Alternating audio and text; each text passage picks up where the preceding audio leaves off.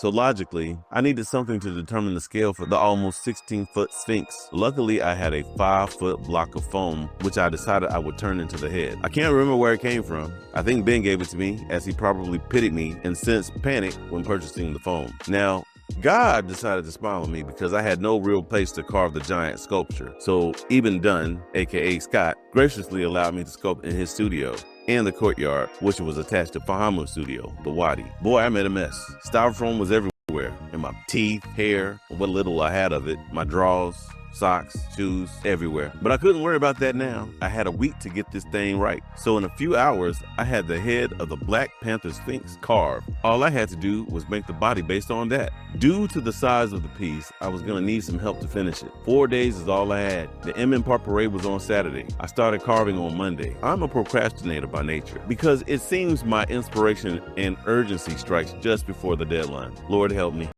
With the help of the trusty hot wire that I rented from Blue Goblin, I was able to cut off large chunks to reveal the form of the Sphinx. In 2 very short days, I had cut it down to the form that resembled what I was looking for. Next, it was all about shaving the details down with a steel brush. My homeboy W popped up to help me achieve this task. The next day after the detail had been shaved down, it was time to coat the sculpture so I could paint it. Thank God once again for the staff of the engineer guy, my go-to special effects supplier. They guided me to find the best solution for coating and coloring the sculpture.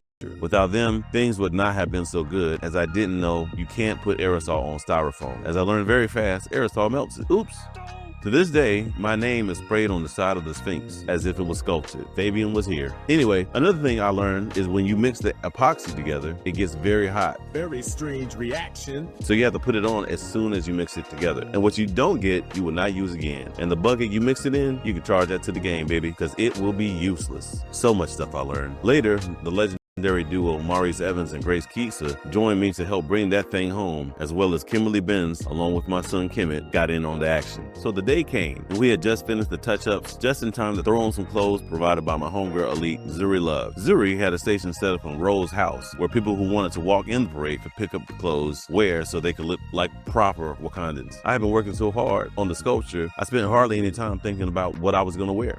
Luckily, I had a crown that Grace Keitsa made out of some old Jordans, along with some pants Zuri Love made with a shirt that I just snatched from the pile of clothes. I didn't really care what I looked like because one of the cosplayers showed up as T'Challa, and even had some Dore Alaje warriors showed up as well. Then the Queen, T'Challa's mama, popped up. Everything was coming together. Most of all, the Black Panther Sphinx looked legit, better than I expected, if I'm being honest. I pulled it off. My reputation was intact. As we made it through the parade, DJ Salah Anansi was spinning music on the truck in front of the float. Onlookers were jamming, and the kids, whew, we had the kids on lock. Youngins were giving the Wakanda salute with stone faces as if they meant it. It was almost like it was a walking Wakanda. My heart sang. The Black Panther Sphinx was a motherfucking hit. Big shouts to Dwayne Wright, aka W, Kimberly Benz, Maurice Evans, Grace Keitsa, Scott, and Stephanie Dunn, who let the team use their studio. Ro Lawson, Tommy Thomas, Portia Lewis, Idris Whitaker, and Joe Lewis. Winston Poe and Zuri Zahara Love did the costumes. Later that fall, it ended up being in the Dragon Con parade with additional cosplayers. After a few appearances, it rested king outside of my studio at Fort Mac because I don't know where to put it. And the rest is history.